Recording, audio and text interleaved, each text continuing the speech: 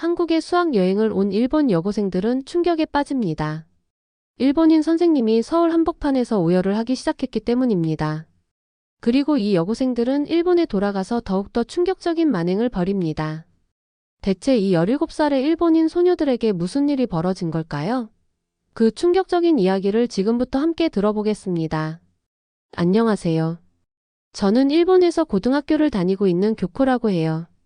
정확히 언제였는지 아직도 생생해요. 4월의 맑은 월요일 아침이었어요. 교실 창문으로 금빛 햇살이 길게 쏟아지고 있었죠. 저는 뒷자리에 앉아 공책에 작은 꽃무늬를 낙서하고 있었어요. 그때 담임 선생님 아야카 선생님이 자로 칠판을 톡톡 두드리셨어요. 평소 차분하신 목소리가 왠지 긴장된 것처럼 들렸어요. 얘들아, 잘 들어봐요. 선생님은 손에 종이 더미를 들고 계셨어요. 우리는 다음 달에 수학여행으로 서울에 다녀올 거예요. 교실이 와글와글 폭발했어요. 연필이 탁자 위로 떨어지는 소리가 크게 들렸죠. 내가 잘못 들은 거 아니지? 한국이라고? 완전 평범한 일본 여고생인 제가 다른 나라로 간다고요? 반 친구들을 둘러보니 몇몇은 벌떡 일어나 케이팝 아이돌 얘기로 떠들기 시작했어요. 어떤 친구들은 떨리는 목소리로 한국이라니 멋진데 무섭기도 해라고 속삭였어요. 저도 갑자기 신이 났어요. 진짜였어요. 네온 불빛거리, 맛있는 길거리 음식, 화려한 빌딩들을 떠올렸죠. 그런데 아야카 선생님을 보니 입술이 꽉 다문 채였어요. 여행 일정표를 나눠주실 때 손이 살짝 떨리시는 거예요. 평소 절대 흔들리지 않던 분이라 더 이상했어요. 특히 선생님이 들고 계시는 검정색 노트가 굉장히 인상적이었어요. 그 노트 안을 보실 때마다 표정이 굳어지시는 걸 저는 느낄 수가 있었어요. 일정표를 펼치자 제일 먼저 눈에 들어온 곳들이 있었어요. 경복궁 명동 쇼핑거리, 그리고 서대문 형무소 역사관. 저는 찡그렸어요. 죄수 수용소라니? 왜 교토도 아닌 서울에서 죄수 수용소를 가는 거지? 저는 한참을 기다리가 손을 들었어요. 아야카 선생님, 서대문 형무소가 뭐예요? 선생님 얼굴이 새하얘졌어요. 시선을 피하다 삼키는 소리가 들리더니 조용히 대답하셨어요. 일제강점기 때 많은 한국 독립운동가들이 수감되고 고문당한 곳이에요. 교실이 순식간에 정적에 휩싸였어요. 목이 얼얼할 만큼 차가운 기운이 느껴졌어요. 고문? 죄수 수용소? 즐거운 수학여행에 웬 이런 곳이 속이 울렁거렸어요. 수업이 끝난 뒤 단짝 친구 유키랑 집으로 걸어갔어요. 평소엔 숙제나 주말 계획 얘기로 떠들지만 오늘은 모퉁이에 이르기 전까지 아무 말도 하지 못했어요. 아야카 선생님 손 떨리는 거 봤어? 특히 그 검정 노트 제가 속삭였어요. 유키가 고개를 끄덕였어요. 응, 나도 봤어. 선생님 표정이 굳어지시던데. 근데 왜 고문 수용소를 가는 거야? 분위기 너무 무겁잖아. 그러게 말이야. 머릿속이 복잡했어요. 위험하면 어떡하지? 거기 사람들이 우리 일본 사람들을 싫어하면? 유키가 용기 내서 어깨를 으쓱했어요. 그렇지 않을지도 몰라. 언니가 작년 서울 갔었는데 사람들 다 친절했다고 했어. 유키 말에 조금 안심됐지만 그것도 잠시였어요. 그날 밤 책상에 앉아 일정표를 다시 봤어요. 서대문 형무소 역사관이라는 글자가 종이 위에서 도전하듯 빛나는 것 같았어요. 할아버지가 떠올랐어요. 자위대에서 복무하셨던 분이라 우리 일본에 대한 자부심이 굉장히 강하신 분이세요. 저보고 역사를 기억해야 한다고 자주 말씀하셨어요. 여행 계획을 말씀드리면 분명 얼굴 찌푸리시며 조심해라. 한국이 요즘 긴장될 수도 있다고 하실 것 같았어요. 목이 턱 막혔어요. 용감해지고 싶었어요. 도쿄 너머 세상을 보고 싶었죠. 하지만 고문당한 사람들 발자국이 남은 그곳을 걷는다고 생각하니 몸이 떨렸어요. 눈을 감고 깊이 숨을 들이마셨어요.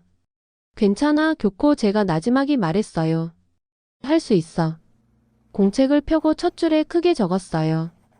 프로젝트명 진실을 찾아라. 그리고 아래에 물음표 3개를 적었죠. 1. 서대문형 무소에서 진짜 무슨 일이 있었을까? 2. 아야카 선생님은 거기에 가면 어떤 기분이실까? 3. 내가 교과서에서 절대 배우지 못한 건 무엇일까? 내일 학교 가면 아야카 선생님께 역사에 대해 더 물어보기로 했어요. 그리고 아야카 선생님을 유심히 지켜보려 해요. 왜 이 여행이 선생님 손을 떨리게 했는지 알기 위해서요. 왠지 이 수학여행은 평범하지 않을 거예요. 이 순간이 제 세상과 제 자신을 바꿀 여정의 시작이라는 걸 이미 살짝 느끼고 있었어요. 비행기 바퀴가 살짝 덜컹하며 착륙했어요. 제 심장도 함께 덜컹거리는 기분이었어요.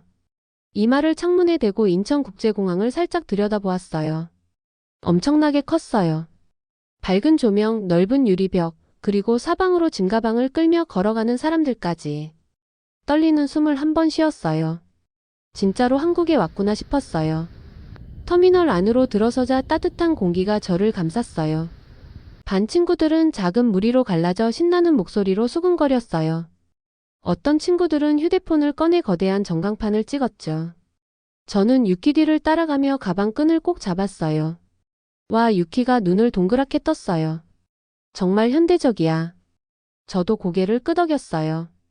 대리석 바닥이 반짝이고 금속 난간이 빛나고 한글, 영어, 일본어 그리고 중국어 표지판이 섞여 있었어요. 인천에 오신 걸 환영합니다 라는 디지털 지도가 게임 화면처럼 반짝였어요. 비행기 모양 화살표가 이리저리 움직이는 애니메이션도 있었어요.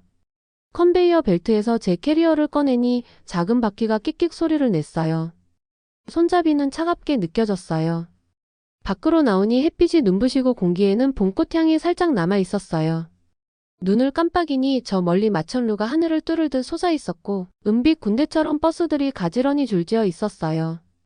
공항을 나오자 한 한국인 남자가 저희들을 향해서 절을 하듯 고개 숙이며 인사했어요. 여러분 안녕하세요. 저는 김성호라고 해요. 앞으로 3일 동안 안내할 거예요. 그의 유창한 일본어의 긴장이 조금 풀렸어요.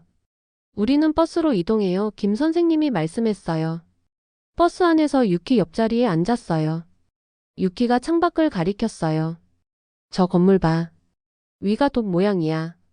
알고 보니 롯데월드 타워였어요. 너무 높아서 어지러울 정도였어요. 구름이 유리창을 스치며 천천히 흘러갔어요. 손바닥을 유리창에 대고 저 꼭대기에 있다고 상상했어요. 아래에선 차와 버스, 넓은 인도 위를 걷는 사람들이 북적거렸어요. 한글로 된 간판들이 상점마다 반짝였어요. 카페, 빵집, 옷가게까지. 읽어보려고 눈을 가늘게 떴어요. 그림 같기도 하고 한 번도 배워본 적 없는 글자 같기도 했어요. 괜찮아, 쿄코? 유키가 물었어요. 아마 입을 벌리고 멍하니 보고 있었나 봐요. 웃으며 말했어요. 미안해. 처음 보는 모습에 너무 신기해서. 유키가 환하게 웃었어요. 좋은 의미로 신기하다는 거? 응. 정말 좋은 의미로. 김 선생님이 운전석 옆에서 랜드마크를 가리켰어요. 왼쪽에 경복궁이 보여요. 빨간 담장에 초록빛 지붕이 보이죠? 옛날 임금님이 살던 곳이에요. 차분하면서도 신나 보이는 목소리에 저도 모르게 앞으로 몸을 숙였어요. 명동에 도착하자 버스 문이 휘익 열렸어요. 쇼핑객이 가득한 좁은 거리로 발을 내디뎠어요. 떡볶이, 소시지꼬치, 꿀이 흘러내리는 호떡까지 파는 가판대가 줄지어 있었어요. 음식 가판대에서 김이 모락모락 피어올라 포근한 기분이었어요. 한 아주머니가 손짓하며 떡볶이 드셔보세요. 하셨어요. 매콤한 빨간 소스를 보여주셨죠. 친구 하나가 한 입 물고는 얼굴을 찡그리며 말했어요. 정말 맵다. 근데 맛있어. 저도 한 조각 집어들었어요. 혀가 얼얼하고 눈물이 맺혔지만 미소를 멈출 수 없었어요. 쫄깃한 떡이 매운 양념과 어우러져 기분 좋은 충격이었어요. 유키를 보니 눈이 반짝이며 씹고 있었어요. 둘이서 얼얼함에 깔깔 웃었어요. 거리를 걸을 때 네온사인이 머리 위로 깜빡였어요.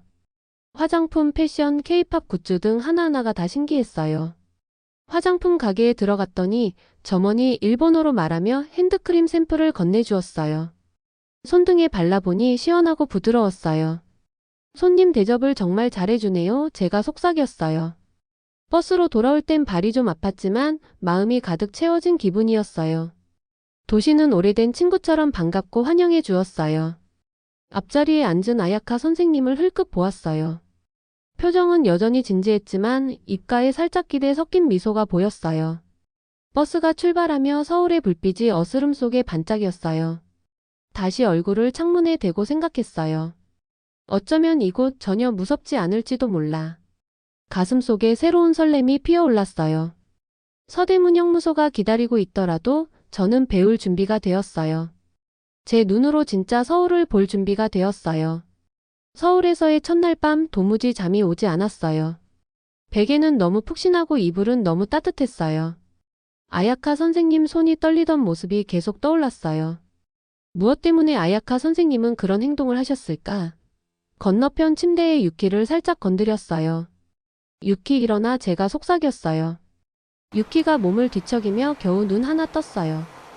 쿄코 몇이야? 거의 자정이야.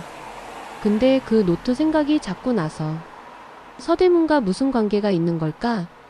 유키가 갑자기 벌떡 일어났어요. 나도 그래. 아야카 선생님 완전 지친 표정이었잖아. 그 노트 안에 뭐가 들었는지 알아야 해. 심장이 두근두근 뛰었어요. 몰래 보는 건 위험하다는 걸 알지만 호기심이 너무 강했어요. 복도 끝에 닫힌 아야카 선생님 방문을 힐끗 보았어요. 에어컨 소리 말고는 호텔이 조용했어요. 가보자. 유키가 제 손을 잡았어요. 우리는 양말 발끝으로 살금살금 걸었어요. 마치 롤러코스터 타는 기분으로 속이 뒤틀렸어요.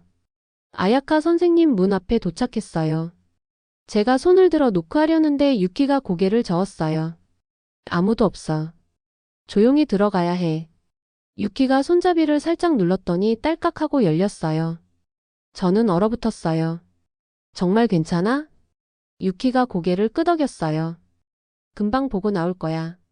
방 안은 커튼 사이로 비치는 달빛만 어슴푸레했어요. 선생님은 자리에 없으셨어요. 침대 위에 놓인 캐리어와 문 옆에 가지런히 놓인 구두가 보였어요. 책상 위에 검은 노트가 반쯤 펼쳐진 채 날개처럼 페이지를 펴고 있었어요. 제가 꿀꺽 삼키고 다가갔어요. 떨리는 손으로 노트를 집어들었어요. 표지는 매끄럽고 반짝였어요. 제목도 없이 속지에 선생님 필체가 또박또박 적혀 있었죠. 첫 번째 보이는 페이지를 넘겼어요. 맨 위에 깔끔한 글씨로 이름과 날짜가 있었어요. 하시모토 켄지 1910년 1968년 서대문형무소.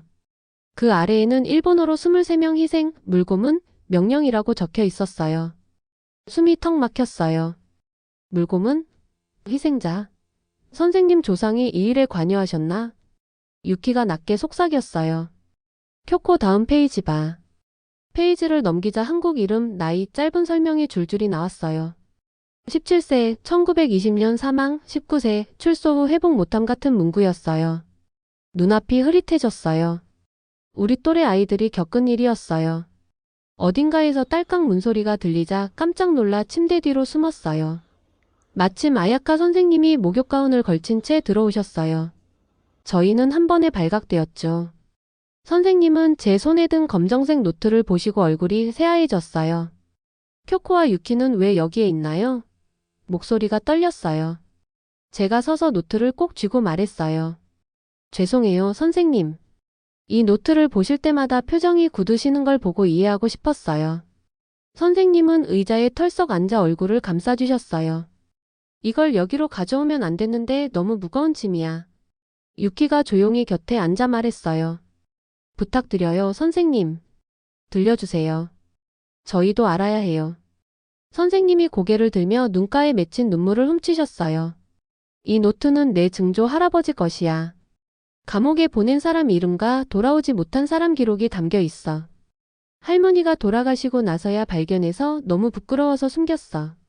제가 노트를 가슴에 당겨 안았어요. 선생님 잘못이 아니에요.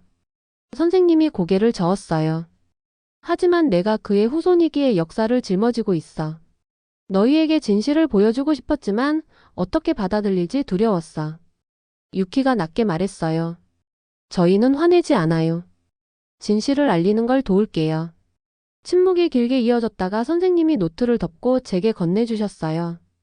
이걸 잘 지켜줘. 내일 모두 앞에서 더 설명할게. 심장이 터질 듯 뛰었어요. 전교생 앞에서 이 내용을 나누다니? 유키가 작게 미소 지었어요. 알겠어요. 준비할게요. 방으로 돌아오는 발걸음이 조심스러웠지만 노트가 제 팔에 쥐어있는 느낌은 묵직한 열쇠 같았어요. 잠겨있던 이야기를 여는 열쇠처럼요. 이번 여행이 단순한 관광이 아니라 숨겨진 역사를 밝혀내고 진실을 어떻게 다룰지 선택하는 여정이라는 걸 깨달았어요. 호텔 커튼 사이로 아침 햇살이 부드러운 금빛으로 방을 물들였어요. 교복을 입으며 가슴이 두근거렸어요. 오늘이야말로 아야카 선생님이 그 노트 속 비밀을 모두 앞에서 밝히는 날이었거든요. 설레기도 하고 무섭기도 했어요. 유키가 제 문을 톡톡 두드렸어요. 머리는 단정하게 묶었고 표정은 단단했어요. 가자 유키가 낮게 속삭였어요. 식당에 들어가니 친구들이 아침 먹으며 수다를 떨고 있었어요. 어제 매운 떡볶이에 대해 떠들던 애들도 있고 휴대폰 화면만 들여다보는 애들도 있었어요. 저는 검은 노트를 품에 꼭 안고 다녔어요. 마치 부서질 듯한 새 한 마리를 아는 기분이었어요. 손바닥이 축축하게 젖었어요. 전체 조회 시간 아야카 선생님이 교실 문 옆에 서 계셨어요. 얼굴은 차분해 보였지만 눈동자 어딘가에 살짝 떨림이 있었어요. 저랑 유키를 보시고 작게 끄덕이셨어요. 오늘은 드디어 서대문 형무소 역사관을 방문할 거예요. 하지만 그 전에 중요한 얘기를 하나 하려고 해요. 선생님이 노트를 조심스레 펼치셨고 교실이 순식간에 고요해졌어요. 학생 9명, 선생님들, 심지어 우리 한국 가이드 김 선생님까지 모두 선생님께 집중했어요. 선생님이 첫 페이지를 읽으셨어요.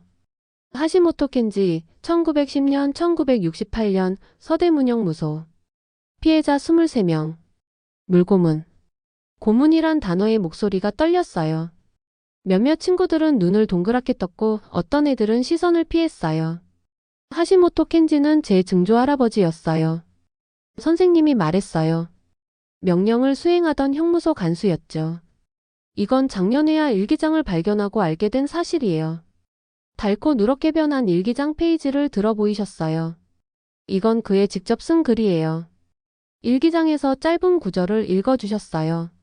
오늘도 고통받는 모습을 지켜봤다. 그들은 자비를 구했다. 하지만 명령은 명령이다. 그들의 이름을 기록해 두었다. 차가운 침묵이 흘렀어요. 제목에 무엇인가 걸린 듯 답답했어요. 이름이 단순한 글자가 아니라 살아있고 고통받다 간 사람들이란 걸 깨달았어요. 선생님이 일기를 덮고 교실을 둘러보셨어요. 진실을 너희 눈으로 보길 바라서 이곳에 데려왔어. 부끄러워서 숨기고 싶었지만 역사를 가린다고 죄가 사라지진 않아. 선생님은 갑자기 오열을 하시기 시작했어요. 저희는 얼굴이 발개진 채 가만히 바라보고만 있어야 했어요. 가이드 김 선생님이 선생님을 진정시켰어요. 아야카 선생님이 책상 옆에 노트를 살며시 내려놓으셨어요. 이 노트에는 내 증조 할아버지가 고문한 사람 이름이 적혀 있어. 절대 잊지 말아야 할 기록이야. 몇몇 친구들이 책상으로 다가가 일기장 속 페이지를 들여다봤어요. 진지한 표정으로 읽고 있었어요. 저는 손을 내밀어 노트를 살포시 만지면서 말했어요. 감사해요, 선생님. 보여주셔서. 아야카 선생님의 용기가 명동 네온 사인보다 더 밝게 느껴졌어요. 저희들은 이제 서대문 형무소로 이동했어요. 선생님은 굳은 표정으로 말씀하셨어요. 이제 들어가 볼까? 우리는 전시관으로 걸어 들어갔어요. 공기가 전보다 차가웠어요. 벽에는 흑백 사진이 빼곡했어요. 공포에 휩싸인 눈동자를 한 남녀 수감자들 모습이었어요. 저는 16살쯤 돼 보이는 줄무늬 옷 소녀 사진 앞에서 멈췄어요. 박순애, 16세 독립만세를 외쳤다는 이유로 수감이라고 적혀 있었어요. 가슴이 답답해졌어요. 유키가 낮게 속삭였어요. 우리 또래였어. 말문이 막혀 고개만 끄덕였어요. 다음 전시실로 발걸음을 옮기자 녹슨고문 도구들이 유리 진열장에 꽂혀 있었어요. 금속 갈고리, 물통, 전기장치까지 가까이 보니 더 잔인해 보였어요. 물고문 설명판을 읽으며 목을 꿀꺽 삼켰어요. 죄수 머리를 물속에 밀어 넣는다고 했어요. 거의 익사할 때까지요. 한 전시실 수백 명의 피해자 이름이 새겨진 명판 벽이 나왔어요. 작은 표지판에 하시모토 켄지 간수라고 적힌 곳을 찾았어요. 옆에 수많은 수감자 이름이 있었어요. 노트 속 목록과 일치하는 이름도 보였어요. 손가락으로 글자를 하나하나 짚었어요. 각 이름마다 이야기가 있고 꿈이 있었을 사람들 생각에 눈시울이 뜨거워졌어요. 뒤에서 아야카 선생님이 목소리를 낮춰 말했어요. 봐줘서 고마워. 역사는 아플 수 있어. 하지만 배워야 같은 잘못을 반복하지 않아. 선생님이 눈물 맺힌 미소로 고개를 끄덕였어요. 주변 친구들도 고개를 끄덕이며 눈가를 닦았어요. 일본인, 한국인, 과거와 현재가 이 자리에서 하나로 이어진 기분이었어요. 전시관을 나와 다시 햇빛을 맞으니 세상은 똑같아 보였어요. 높은 빌딩, 분주한 거리, 웃음소리 가득한 사람들. 하지만 저만은 완전히 달라졌어요. 그 이름들의 무게를 가슴에 안고 있었거든요. 진실이 아프지만 치유도 할 수 있다는 걸 깨달았어요. 그리고 다짐했어요. 이 이야기들을 꼭 전해서 검은 노트 속 이름들이 절대 잊히지 않도록 할 거라고요. 서대문 형무소를 다녀온 뒤 버스 안 공기는 달랐어요. 조용하고 무겁기도 한데 어쩐지 가벼운 느낌도 있었어요. 진실이 입 밖으로 나왔고 그 여운이 우리 사이에 부드러운 속삭임처럼 맴돌았어요. 앞에 앉은 아야카 선생님 어깨가 전보다 고다졌고 눈은 빨갛지만 차분한 결의가 느껴졌어요. 선생님의 검정색 노트를 손으로 쓰다듬는 상상이 들었어요. 제 것이 아니었지만 그 교훈은 이제 제 일부가 되었어요. 호텔에 돌아오자 모두 라운지에 모였어요. 가이드 김 선생님이 부드럽게 웃으며 말했어요. 오늘 아주 예의 바르게 관람했어요. 고마워요.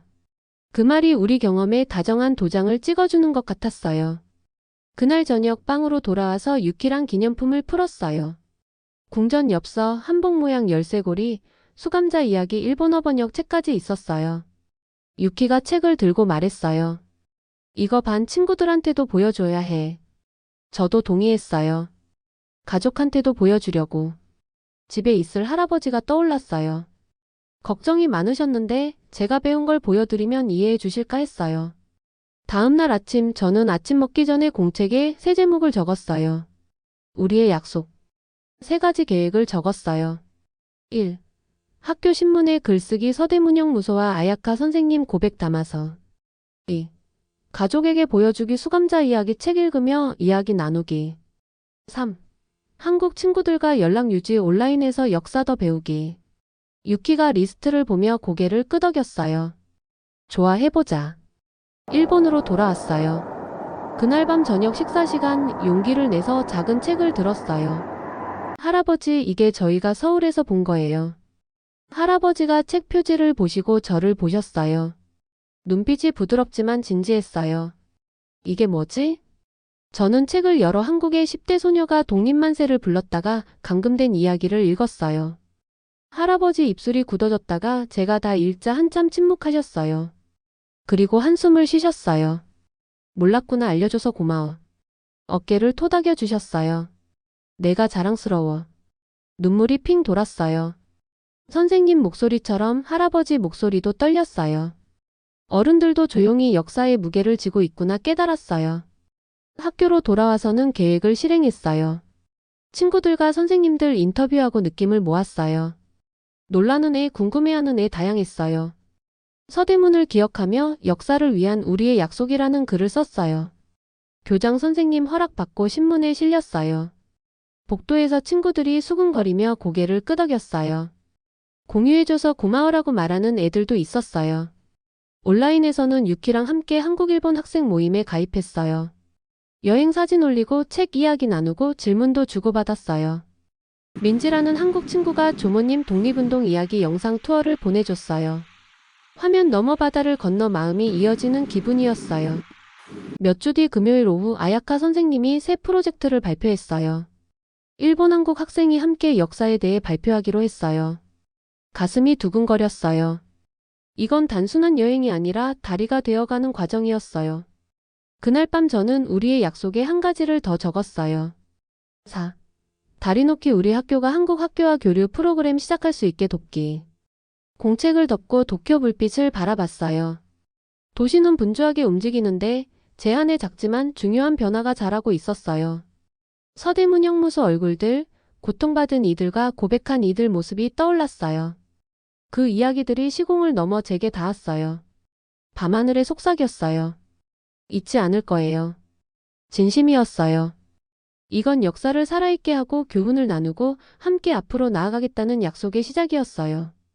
일본과 한국, 선생님과 학생, 과거와 미래가 어깨를 나란히 하고 더 따뜻한 세상을 향해 걸어가는 길이었어요. 이렇게 해서 한 일본인 여고생의 이야기를 들어보았습니다. 역사의 진실이 널리 알려지기 바랍니다. 구독과 좋아요 눌러주시면 더욱더 좋은 이야기로 보답하겠습니다. 감사합니다.